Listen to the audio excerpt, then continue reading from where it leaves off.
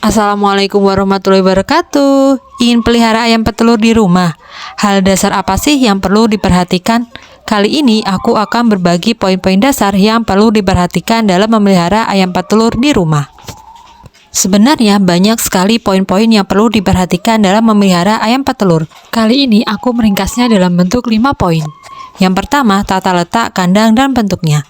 Yang kedua, pemilihan jenis ayam petelur. Yang ketiga, jenis pakan dan waktu pemberian pakannya. Yang keempat, jenis nutrisi pakan dan obat cadangannya. Dan yang terakhir adalah cara untuk membersihkan kandangnya. Sekarang kita bahas poin yang pertama, yaitu tata letak kandang dan bentuk kandangnya. Pada dasarnya, memelihara ayam petelur dan ayam kampung memiliki perbedaan terkait peletakan kandangnya. Khusus ayam petelur memiliki karakter ayam yang mudah stres, sehingga membutuhkan kandang yang nyaman. Yang dimaksud nyaman di sini adalah kandang yang memiliki sirkulasi udara yang baik, yaitu tidak terlalu panas dan juga tidak terlalu lembab, jadi membutuhkan kesejukan udara yang cukup baik.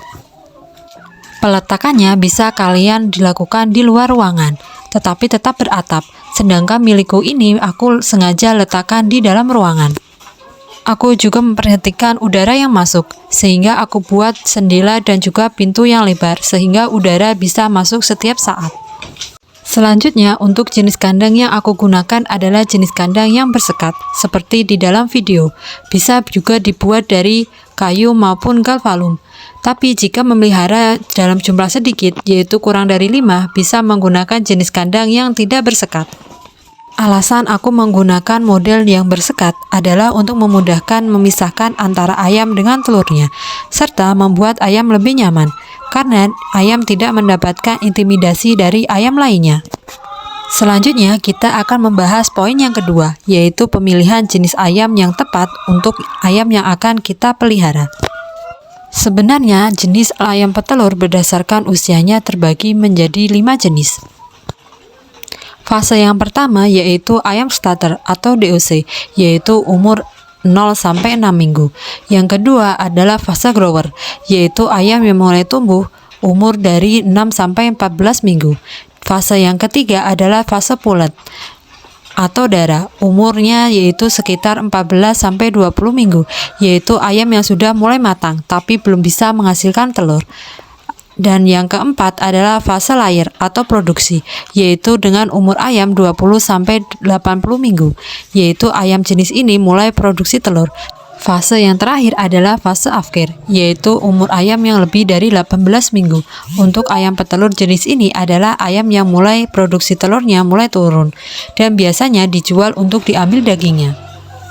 Dalam pemilihan ayam petelur untuk dipelihara di rumah, lebih baik memilih ayam di fase pullen atau darah dan fase layer yang sudah memproduksi ayam.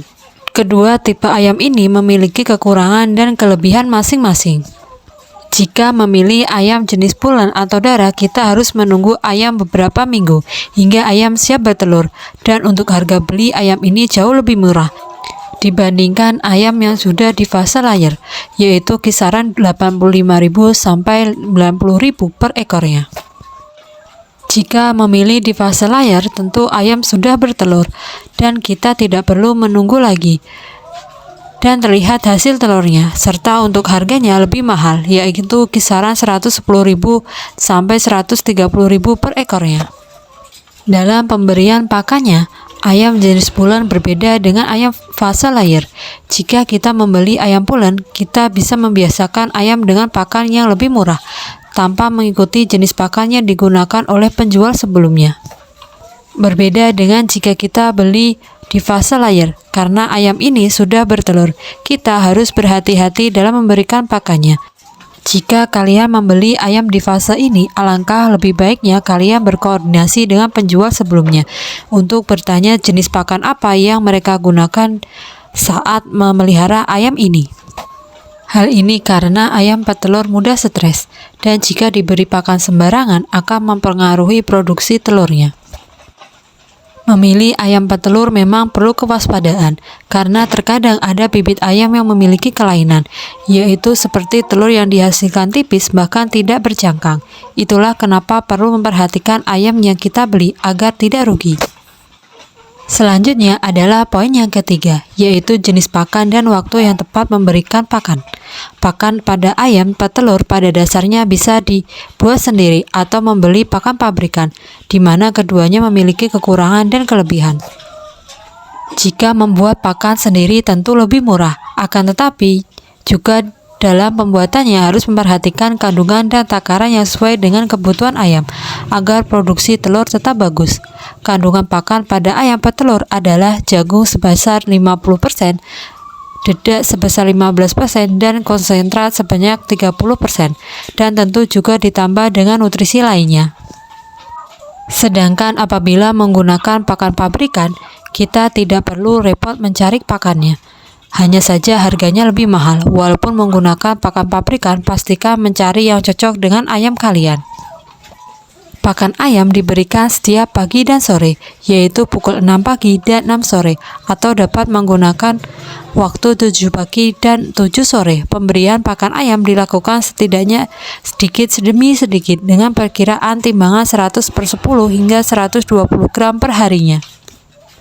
Selanjutnya yaitu poin yang keempat, yaitu jenis nutrisi yang dibutuhkan ayam petelur, serta vitamin dan obat yang perlu dicadangkan. Memelihara ayam petelur tentu tidak hanya cukup diberi pakan saja, akan tetapi juga harus tahu nutrisi tambahannya, dan obat untuk mengatasi ayam yang tiba-tiba tidak mau makan.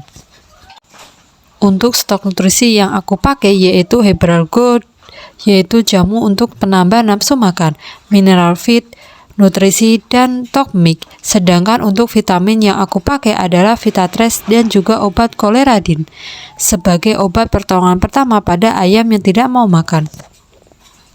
Selain itu, setiap 1 minggu sekali aku juga menambahkan nutrisi tambahan, yaitu daun pepaya serta cangkang telur, di mana untuk daun pepaya bagus untuk meningkatkan produksi telur, sedangkan cangkang telur membantu untuk menebalkan cangkang. Poin yang terakhir yaitu tata cara dan hal-hal yang dibutuhkan dalam menjaga kebersihan kandang. Membersihkan kotoran ayam di kandang ayam bisa dilakukan setiap hari atau 2 kali sehari.